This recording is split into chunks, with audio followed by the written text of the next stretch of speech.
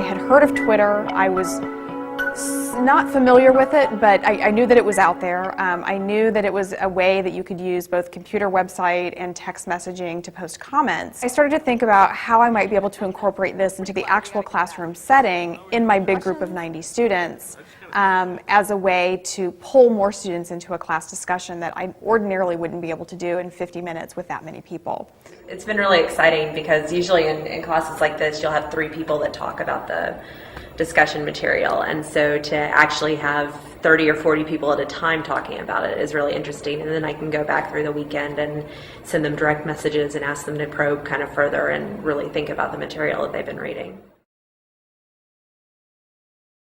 I'm really impressed with all of your posts today. You guys did a great job. I do want to bring us back and talk about what some of the most useful things are that you either saw go up here or things that you talked about in discussion, the posts, or what you read. Kids are able to get outside of their comfort zones. They're not having to worry about speaking in front of 200 people, 100 people, however many people are in the class. So I think it really helps. It actually gets the students incorporated into the class and makes them more enthralled, I guess, to get into what's going on and discuss things more.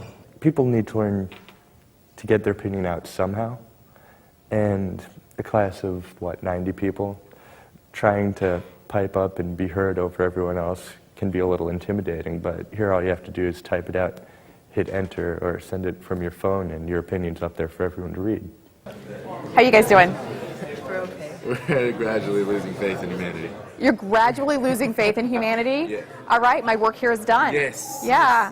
We're talking about... we're putting stuff that college students are paying for to learn out on the internet, and that college students are researching out on the internet for other people to find. And I'm really big on Wikipedia and the ability for you to find whatever you need to know on the internet, and for us to put more history knowledge out there through intelligent discussion is pretty cool.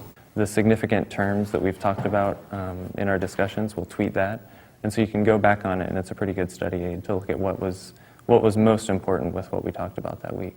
What I have seen is that nearly everyone participates in some way, either in class on their computers or cell phones, or they do their handwritten comments and give them to the TA, and she posts them after class is over. I don't have a laptop with me, so I'm using my phone. If you got 50 minutes, you don't have time to call on every single student, so this allows, for a lot of information to get sent in quickly. And I think it's actually probably better this way, because I know there's some kids where they'd want to have something to say, but they're a little bit shy or standoffish, so they don't always give it. So this gives a better opportunity for people to still express their views on what's going on and what's being discussed.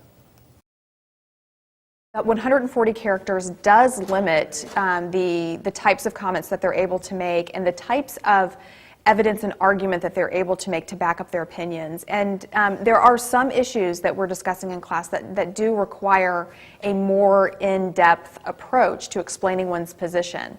But on the other hand, oftentimes there's a lot of miscellaneous information that students think they need to throw in that kind of muddle up the idea that they're trying to portray.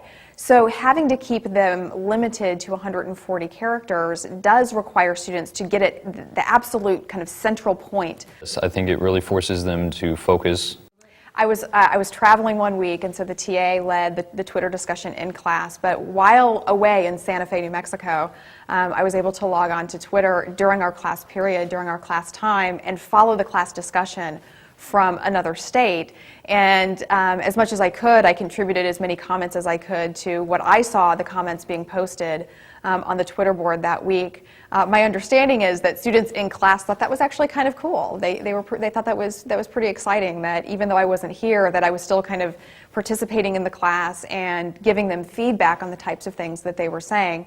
It was really useful for me too to kind of see how this works from afar. This is a very different format than your typical history discussion or history class format, and I had no idea how it was going to work.